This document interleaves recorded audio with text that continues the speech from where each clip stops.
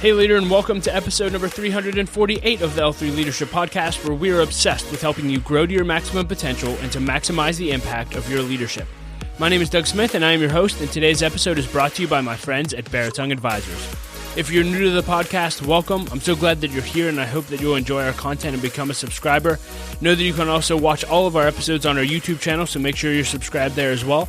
And if you've been listening to the podcast for a while and it's impacted your life, it would mean the world to me if you would leave us a rating and review on Apple Podcasts or Spotify or wherever you listen to podcasts. That really does help us to grow our audience and reach more leaders, so thank you in advance for that. Well, leader, in today's episode, you'll hear a personal lesson that I did a few years ago that we post every single year at the end of the year, and it's called How to Do a Year-End Review. And for almost 20 years now, every year at the end of each year, I take several days and I review and reflect on my year, and I call it a year-end review. It's one of my favorite things to do every year, and it's also one of the most impactful things that I do each year. And I truly do believe that every leader needs to do a year-end review. And so in this episode, I'll walk you step by step through my process, and you'll hear me say this, but the important thing isn't that you follow my process step by step. The important thing is that you have a process to review and reflect on your year, because it could change your life. So I hope this adds value to you, but before we dive into that, just a few announcements. This episode of the L3 Leadership Podcast is sponsored by Baritone Advisors. The financial advisors at Baritone Advisors help educate and empower clients to make informed financial decisions. You can find out how Baritone Advisors can help you develop a customized financial plan for your financial future by visiting their website at baritoneadvisors.com. That's BERATUNG advisors.com. Securities and investment products and services offered through LPL Financial, member FINRA and SIPC. Baritone Advisors, LPL Financial, and L3 Leadership are separate entities. I also want to thank our sponsor, Henny Jewelers. They're a jeweler owned by my friend and mentor, John Henny. My wife, Laura, and I got our engagement and wedding rings through Henny Jewelers and had a wonderful experience. And not only do they have great jewelry, but they also invest in people. In fact, for every couple that comes in engaged to their store, they give them a book to help them prepare for marriage, and we just love that. So if you're in need of a good jeweler, check out hennyjewelers.com. And with all that being said, here's my lesson on how to do a year-end review. Hey everyone, today I want to talk to you about finishing your year well, and I can't think of a better way to finish your year than by doing a year-end review. I first heard of doing year-end reviews in 2004. My mentor, Larry Betancourt, encouraged me to spend some time at the end of the year reflecting and learning from the year that had just passed, and so I did that, and I absolutely loved it, and now I've been doing year-end reviews for 13 years, and over those 13 years, I've consistently studied and learned from leaders on how they reflect and how they evaluate their year, and so as a result, my year-end review has evolved a lot since 2004.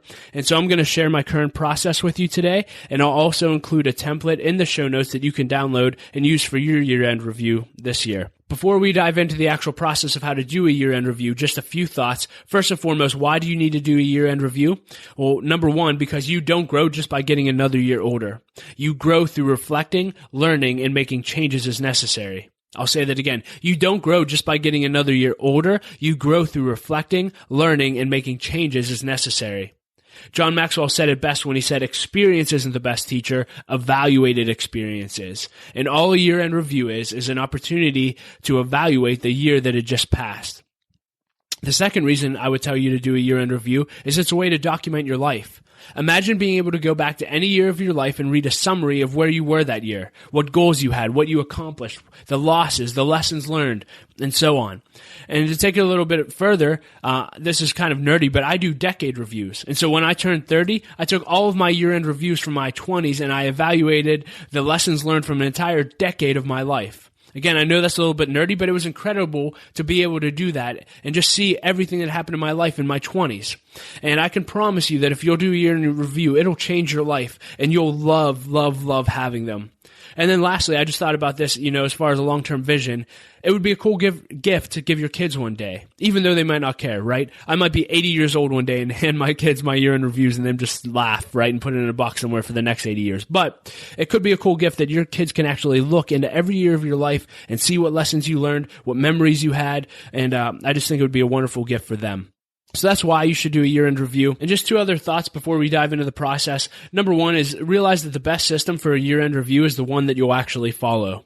The best system for a year-end review is the one that you'll actually follow. I wouldn't encourage you to copy my process. However, what I would encourage you to do is take what you like about my process and make it your own. And then secondly, realize that if this is your first year-end review, it's not going to be as in-depth as you would like it to be, but do it anyway. I'm going to be sharing things that I track in my journal throughout the year, and if you haven't been journaling or capturing things throughout the year, you may not have as much content as you want to fill your year-end review, but do it anyway. Next year's will be better. The important thing is just to do one, and I'll be sharing in January how to make the most of your year, and I'll walk through how to journal and capture some of these things. But again, if this is your first year-end review, do it anyway. Just create a process, do it, and get better every year. With all that being said, let's dive into the actual process of doing your year-end review. The first step I would encourage you to take is to actually schedule time to do your year-end review. Preferably, this would be during the last week of the year, and some of you may want to do a morning, some of you an entire day, some of you multiple days. The important thing isn't necessarily how much time you devote to it. The important thing is that you actually do devote time to it. So schedule something right now that last week of the year and say, I'm going to do my year-end review at this time. And some of you may say, well, Doug, where should I go? The important thing here is just get to a place where you won't be distracted, a place where you can get quiet and actually think. And so some of you may want to actually do an overnighter at a cabin in the woods. Some of you are able to do this in your house. But again, find a quiet place where you can think and reflect. So once you have the appointment in your calendar and once you know where you're going to go, what do you need to bring with you? Several things I'd encourage you to bring. First, I'd encourage you to bring your journal if you journal. And I'll just say this, I don't have time to teach on journaling, but I will include a link in the show notes. I wrote an entire blog post and I did an entire podcast episode on how I journal. So I would encourage you to start journaling if you haven't in 2018. But if nothing else, I would encourage everyone listening to this to download the app, the 5-Minute Journal. The 5-Minute Journal. This is an app I downloaded in January of this year, and I've been using it every day. It literally only takes 2 or 3 minutes to fill out every day, and it's been a great addition to my actual handwritten journal. And so I love that, and I think anyone can do it, and they'll really draw a lot from that. So the 5-Minute Journal app, make sure you get that. I also bring my calendar, which is usually on my laptop. This is something interesting, but Matt Keller posted this recently. I thought it was a great idea. I'll bring all of my photos for the year, so I'll be able to look through those and draw some things from the photos.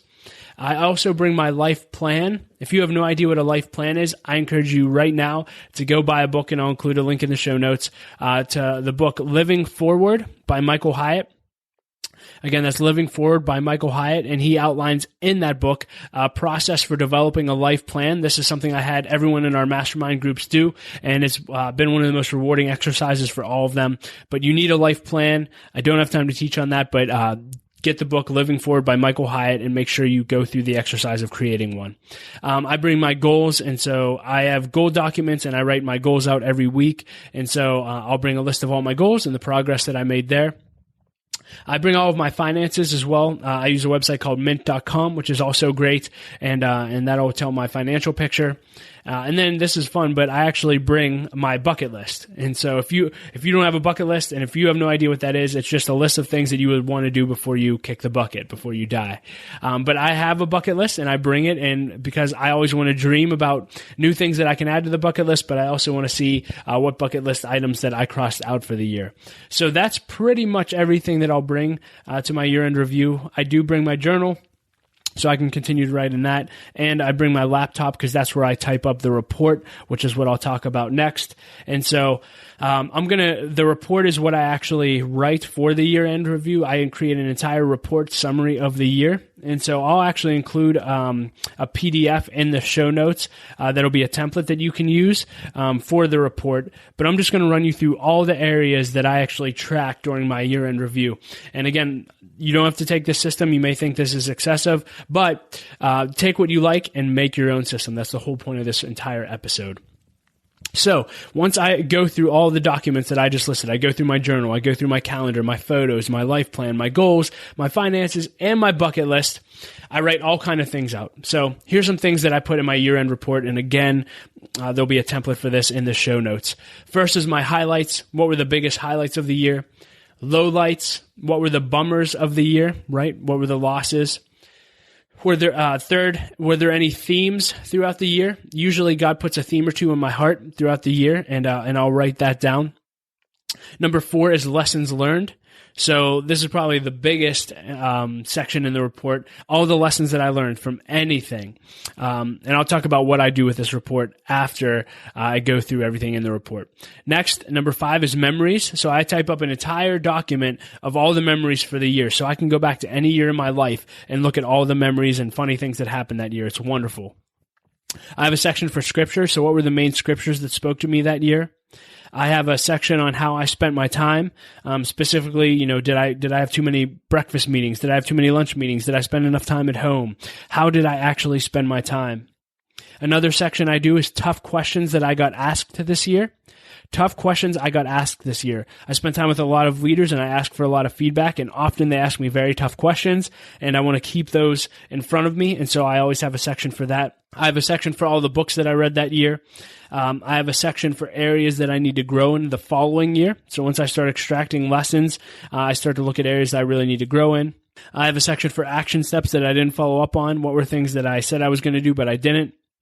I have a section for encouragement. What encouraging things were said to me that year that really fired me up and that I need to go back to if I'm having a rainy day and need encouraged. I have a section for things that I prayed for. What were the big things I prayed for? What prayers did God answer that year? I have a section on opportunities. So what opportunities opened up that I never thought would open up? What doors opened that I never thought would open? I have a section for accomplishments. What did I actually accomplish this year that I'm proud of? I have a section for the most influential people in my life that year, specifically the top 3. I have a section for a goal assessment. So how did I do on all of my goals? What progress did I make? What goals didn't I hit and why? I have an entire section on stats, and so I'll write down how many speaking engagements I had that year, how much I got paid for them, if I got paid. I have all of my social stats, so I go through and see how many followers and all of that stuff. Same thing for the website. I do all of the analytics on my websites. Same thing with the podcast, how many downloads each episode got, etc. So I have an entire section on stats. I do a section on the funniest YouTube videos for that year because I enjoy going back and watching funny videos. I have a section for the best movies of the year. I have a section for bucket list items completed, a section for places that I traveled to, and then I do a financial report, which is a summary of everything of how I spent my money, how I saved, what progress I made towards my financial goals, etc. And that pretty much wraps up what I actually report on.